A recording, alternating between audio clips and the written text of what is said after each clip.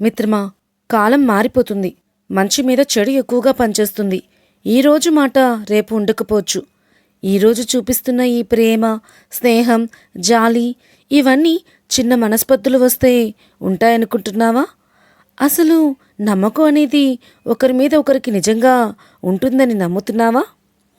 నేను ఎందుకు ఈ మాటలు మాట్లాడుతున్నారు అని అనుకుంటున్నారా? ఏం చేస్తాను చెప్పండి. నా కథలో రాము అనుభవించిన కష్టాలు, నష్టాలకు తను మాట్లాడిన మాటలే ఇవి. మరి రాము కథ వినేద్దామా? రాము పేద కుటుంబంలో జన్మించిన ఒక అమాయకుడు. రాము నాన్న పొలం పనులకు వెళ్తూ ఉండేవాడు. రాము అమ్మ తాటాకులు బుట్టలు కుడుతూ అమ్ముతూ ఉండేది. రాముకు అక్క, చెల్లి, తమ్ముడు ఇంకా అన్నయ్య ఉన్నారు. పేదరికం మూలన వాళ్ళ చదువులు అంతంత మాత్రానే ఉండేవి. రాము అన్నయ్య చంద్రం 10వ తరగతి వరకే చదువుకున్నాడు. తర్వాత తండ్రికి సాయంగా కార్పెంటర్ పనిలోకి జాయిన్ అయిపోతాడు. రాము కూడా 8వ తరగతి వరకు చదివి తర్వాత తన అన్నయ్యతో కలిసి కార్పెంటర్ పనిలోకి వెళ్తాడు. పిల్లలు పెద్దవాళ్ళు అవుతారు. రాము అక్కకు పెళ్ళిడు వయసు వచ్చింది.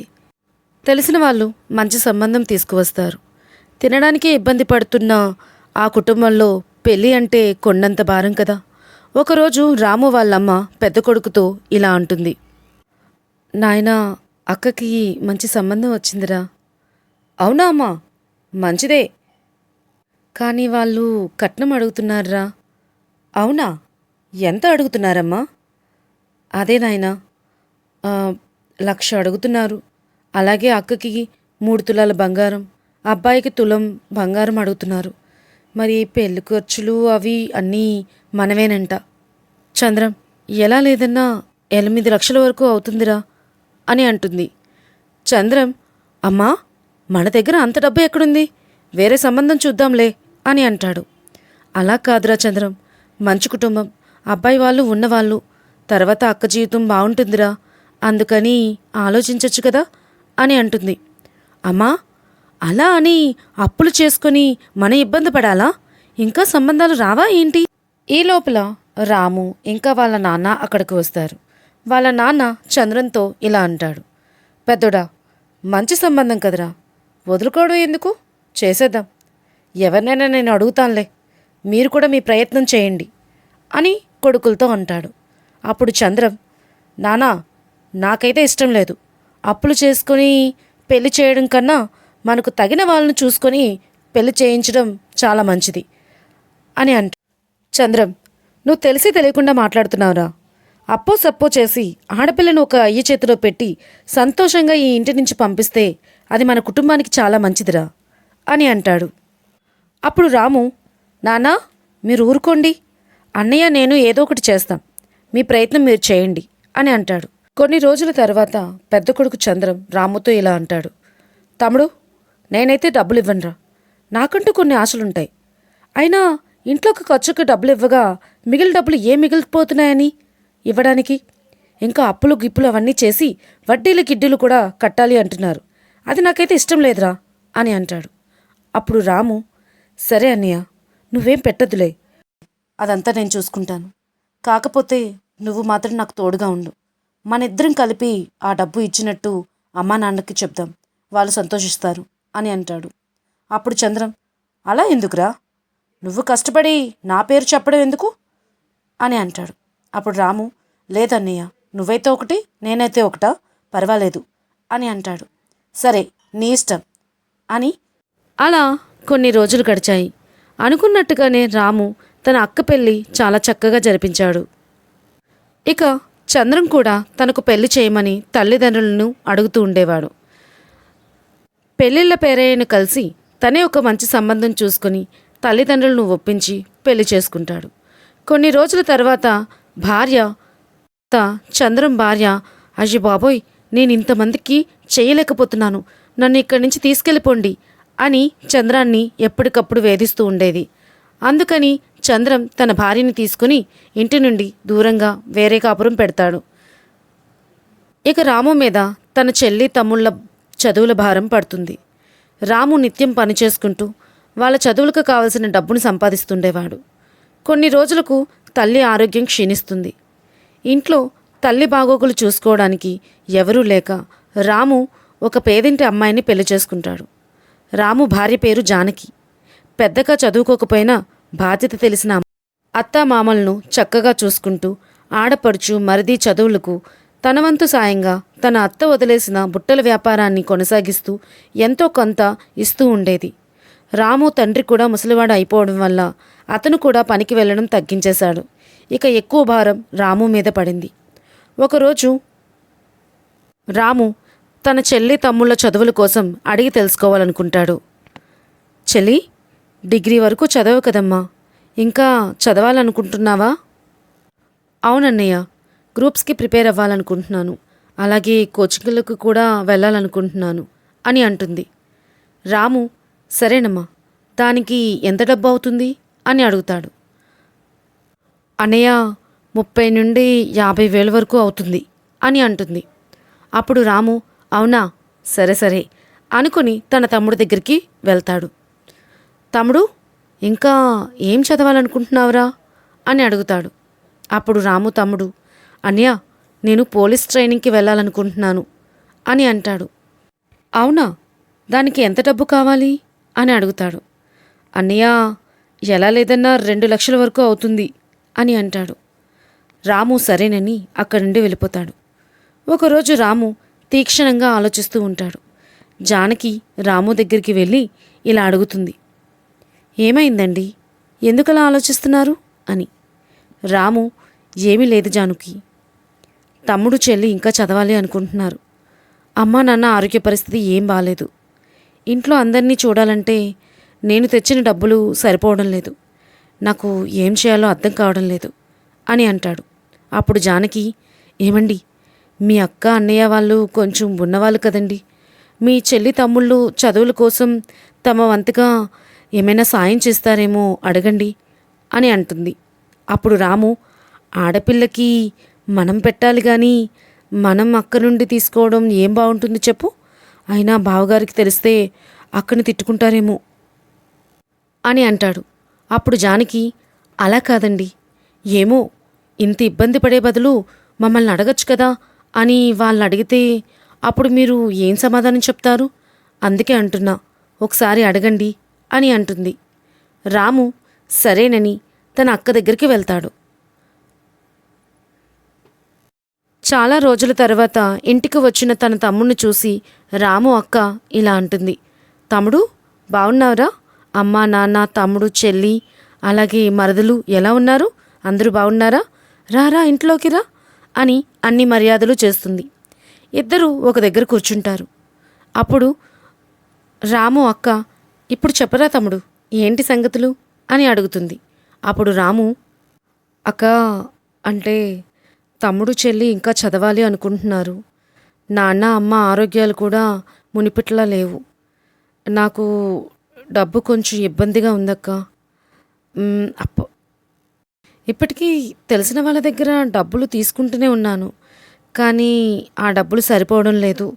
అందుకని నువ్వేమైనా సాయం చేస్తావా అక్క వాళ్ళ చదువులకి అని అడుగుతాడు. ఒరే, ఒక మాట చెప్తాను, అంత చదువులు వాళ్ళకు అవసరమా ఏంటి? ఆపేమని చెప్పచ్చు కదరా. మా దగ్గరైతే వాళ్ళని చదివించేంత డబ్బు లేదురా. అయినా మా ఆయన ఎలా ఇస్తాడ్రా? ఈ విషయాల్లో అయితే నేను ఎలాంటి సాయం చేయలేను తమ్ముడు. ఆ మాటలు విన్న రాము, సరే అక్క, అడిగానని నువ్వేమీ అనుకోకు అని అక్కడి నుండి వెళ్ళిపోతాడు. అలా నడుస్తుండగా ఆలోచిస్తూ ఉంటాడు. అక్క దగ్గర అంత డబ్బు ఉంది కదా, సాయం చేయాలి అంటే చేయగలదు, కానీ ఎందుకు ఇలా మాట్లాడిందో నాకు అర్థం కావడం లేదు. సరే, అన్నయ్యని కూడా ఒక మాట అడిగేస్తాను, అన్నయ్య అయినా సాయం చేస్తాడేమో అని అక్కడికి వెళ్తాడు. చంద్రం రాముని చూడగానే, అరే ఎప్పుడొచ్చావు, కూర్చోరా అని కూర్చోపెట్టి మాట్లాడతాడు. రాము తన డబ్బు అవసరం గురించి చెప్తాడు. అరే, నా దగ్గర ఏముందిరా వాళ్ళని చదివించడానికి, వాళ్ళ బాధ పడలేకే కదా నేను బయటకు వచ్చాను. నువ్వు మళ్ళీ నాకు అది అంటగట్టుకు. వాళ్ళ చదువు మానిపించి చక్కగా పనిలో పెట్టు. వాళ్ళని చదివించాలనే ఆశతో అందరి దగ్గర మంచి పేరు వస్తుందని ఆలోచిస్తావేమో. దానివల్ల నువ్వు చితికిపోతావేమో కానీ వాళ్ళు నీ గురించి ఏం ఆలోచించరు. అందరి దగ్గర మంచోడివి అయిపోవు, అది గుర్తుపెట్టుకో అని అంటాడు. అనయ్య, అందరూ నన్ను మంచోడిని అంటారని నేను ఇది చేయడం లేదు. నా వాళ్ళు అనుకున్నాను కాబట్టి చేసుకుంటున్నాను. అమ్మ, నాన్న, చెల్లి, తమ్ముణ్ణి నేను ఎప్పుడు భారం అనుకోలేదు. కాకపోతే వాళ్ళ చదువులకి ఎంతో డబ్బు అవసరమై మీ దగ్గరకు వచ్చాను. ఇక వెళ్తానన్నయ్య అని అక్కడి నుండి వెళ్ళిపోతాడు. కొన్ని రోజుల తరువాత రాము భార్య జానకి గర్భవతి అవుతుంది. రాముకి బిడ్డ పుడుతుందనే ఆనందం కన్నా ఖర్చులు ఎక్కువ అవుతాయనే బాధ ఎక్కువైంది. ఒకరోజు రాము అన్నయ్య చంద్రం అనుకోకుండా ఇంటికి వస్తాడు. ఆ సమయంలో రాము, జానకి ఇంటి దగ్గర ఉండరు. అమ్మా, నాన్న ఎలా ఉన్నారు? తమ్ముడు, చెల్లి ఇంట్లో లేరా? రాము, జానకి కూడా కనబడ్డం లేదు అని అడుగుతాడు చంద్రం. అప్పుడు వాళ్ళమ్మ, లేరు నాయన, జానకి గర్భవతి కదా, ఆసుపత్రికి తీసుకుని వెళ్ళాడు రాము. అవునా? అమ్మా, మొన్న రోజు తమ్ముడు నా దగ్గరకు వచ్చాడు. వాడే ఏదో మీ అందరి భారం మోసేస్తున్నాడని, తమ్ముడు చెల్లి చదువుల కోసం అందరి దగ్గర అప్పులు చేసి అప్పుల పాలైపోతున్నాడని ఏడుస్తున్నాడు. ఎందుకమ్మా వాడిని అంత ఇబ్బంది పెట్టడం? వాడు నాతోనే కాదు, పెద్ద చెల్లి దగ్గర కూడా వెళ్ళి డబ్బులు అడిగాడంట. వాడు మాతోనే అడిగాడు అంటే మిగిలిన వాళ్ళందరికీ ఎంత చెప్పుకుంటున్నాడో ఏంటో అని లేనివి పోనివి అమ్మా నాన్నలతో మాట్లాడి చంద్రం అక్కడి నుండి వెళ్ళిపోతాడు. కొంతసేపటికి రాము, జానకి ఇంటికి వస్తారు. ఆ రోజంతా అత్తా మామ ధోరణి కొంత వింతగా అనిపిస్తుంది జానకి. ఆ రోజు రాత్రి జానకి తన భర్తతో ఇలా అంటుంది. ఏమండి, ఏమైందో తెలీదు. ఈరోజు అత్తయ్య మామయ్య తమ పనులు తామే చేసుకున్నారు. అసలు నా పేరు కూడా పిలవలేదు. ఎప్పుడూ జానకి జానకి అని నన్ను పిలుస్తూ ఉండేవారండి. ఈరోజు ఏంటో నాకు కొత్తగా ఉంది అని అంటుంది. అప్పుడు రాము, ఎక్కువగా ఆలోచించుకు జానకి, నువ్వు గర్భవతివి కదా, నిన్ను ఎందుకు ఇబ్బంది పెట్టడం అని ఆలోచిస్తున్నారేమో అని అంటాడు. అలా కొన్ని రోజులు గడిచాయి. రాము కూడా తల్లిదండ్రుల ధోరణిలో మార్పు కనిపించడం గమనిస్తాడు. ఎందుకులా ప్రవర్తిస్తున్నారో ఒకరోజు తన తల్లిదండ్రులను అడుగుతాడు. అమ్మా, నాన్న, ఏమైంది? మీరెందుకు మునుపటిలా నాతో ఉండడం లేదు అని. అప్పుడు తల్లి, ఎందుకురా, మేం మీకు భారమైపోయాం కదా, మా బరువు బాధ్యతలు నువ్వే మోస్తున్నావని అందరికీ చెప్పుకొని తిరుగుతున్నావంట కదా అని అంటుంది. అప్పుడు రాము, ఎవరు చెప్పారమ్మా నేను అలా తిరుగుతున్నానని?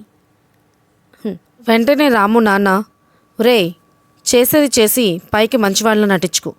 నువ్వు మా కోసం అప్పులు చేసుకుని తిరుగుతున్నావని అన్నయ్య అక్క దగ్గరికి వెళ్ళి డబ్బులు అడిగావా లేదా?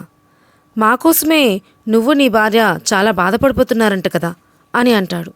వెంటనే రాము, నాన్న, నేను అక్క అన్నయ్య దగ్గరికి డబ్బుల కోసం వెళ్ళడం నిజమే, కానీ మీరు నాకు భారంగా ఉన్నారు అని నేను వాళ్ళతో చెప్పలేదు అని అంటాడు. వెంటనే జానకి, అవునత్తయ్య, ఆయన వెళ్ళను అన్నారు, కానీ నేనే అన్నాను, రేపొద్దున ఏం మా దగ్గరికి రావచ్చు కదా అనే మాట వారు అంటారు అని వెళ్ళండి అని చెప్పాను అని అంటుంది. అప్పుడు రాము, ఏమా, మేమంత మీకు భారమైనప్పుడు మాతో ఒక మాట చెప్పచ్చు కదా, అంత దూరం వెళ్ళి వాళ్ళతో చెప్పాలా? అయినా మీ నాన్న పనమనేశాడు రాము, నీ పెత్తనాలు ఎక్కువైపోయారా అని అంటుంది. అప్పుడు రాము, అమ్మా, ఎందుకమ్మా అన్ని మాటలు? సరే, జరిగిందేదో జరిగిపోయింది, అంతా మర్చిపోండి, ఇక మునుపటిలా అందరూ ఉందాం అని అంటాడు. ఈ లోపల రాము, చెల్లి, తమ్ముడు అక్కడికి వస్తారు. ఏరా తమ్ముడు చెల్లిని చూడగానే రాము, అదేంట్రా ఇంత సడన్గా వచ్చారు, ఏమైంది అని అడుగుతాడు. అప్పుడు రాము తమ్ముడు, అన్నయ్య, ఈ నెల డబ్బులు పంపిస్తానన్నావు, ఇంకా పంపించలేదు. ముందు ఫీజు కడితేనే హాస్టల్కి రమ్మన్నారన్నయ్య అని రాము తమ్ముడు చెల్లి అంటారు. అవునా, సరే, ఇప్పుడే వచ్చారు కదా, భోజనాలు చేయండి, నేను సాయంత్రం లోపల డబ్బులు ఏర్పాటు చేస్తాను అని రాము అంటాడు. సాయంత్రానికి రాము డబ్బు తీసుకుని వస్తాడు. చెల్లిని తమ్ముణ్ణి పిలుస్తాడు. రాము డబ్బులు చెల్లి చేతిలో పెడుతుండగా రాము చెల్లి ఇలా అంటుంది, అన్నయ్య, మాకు డబ్బులొద్దు అని. అప్పుడు రాము, అదేంటమ్మా అలా అంటావు, డబ్బులు అవసరం ఉంది అన్నారు కదా, అందుకే తెచ్చాను అని అంటాడు. అప్పుడు రాము తమ్ముడు, లేదన్నయ్య, మా కోసం నువ్వు బాధపడి అందరి దగ్గర అప్పులు చేసి మమ్మల్ని చదివించడం మాకు చాలా బాధగా ఉంది. అందుకని ఇక మేము మా చదువులకు అవసరమైన డబ్బులు మేమే సంపాదించాలి అనుకుంటున్నాము అని అంటాడు. అప్పుడు రాముకు ఏం మాట్లాడాలో తెలియదు. ఏమీ మాట్లాడకుండా అక్కడి నుండి వెళ్ళిపోయి ఆ డబ్బులు ఎవరి దగ్గరైతే తెచ్చాడో వాళ్ళందరికీ ఇచ్చేస్తాడు. రాము ఒంటరిగా నడుస్తూ నా అనుకున్న తల్లిదండ్రులు, తోబట్టువులు తన కోసం అనుకుంటున్న మాటలు గుర్తు చేసుకుని ఒక చెట్టు కింద కూర్చొని ఇలా బాధపడుతూ ఉంటాడు. నేను ఏనాడు వాళ్ళు నాకు భారమని అనుకోలేదు. నా వాళ్ళు అనుకుని తిరిగాను. ఒక్క మాట కూడా వారికి వ్యతిరేకంగా ఏనాడు అనలేదు. కానీ ఈరోజు వాళ్ళు అంటున్న మాటలకు నా మనసు ఎంతో బాధ కలుగుతుంది. అన్నయ్య, అక్క అసలు ఏమన్నారో నేను వాళ్ళకి చెబితే వాళ్ళు ఎక్కడ బాధపడతారో అని నా గుండెల్లోనే ఉంచుకున్నాను. అవేమీ వాళ్ళకి చెప్పలేదు. అంతేనేమో, ఒక బంధం నిలబడాలి అంటే నమ్మకం అనేది ఉండాలి. నమ్మకం ఎప్పుడైతే ఉండదో ఆ బంధంలో ఆత్మీయత, ప్రేమ అంతా పోతుంది. తరువాత రాము జీవితంలో ఏం జరిగితే బాగుంటుందో నాకు కామెంట్ ద్వారా తెలపండి. ఈ కథ మీకు నచ్చిందని ఆశిస్తున్నాను. ఈ కథ మీకు నచ్చితే లైక్ చేయండి, షేర్ చేయండి. ఇంకా కొత్తగా చూసిన వాళ్ళైతే ఛానల్ని సబ్స్క్రైబ్ చేయండి. ధన్యవాదాలు.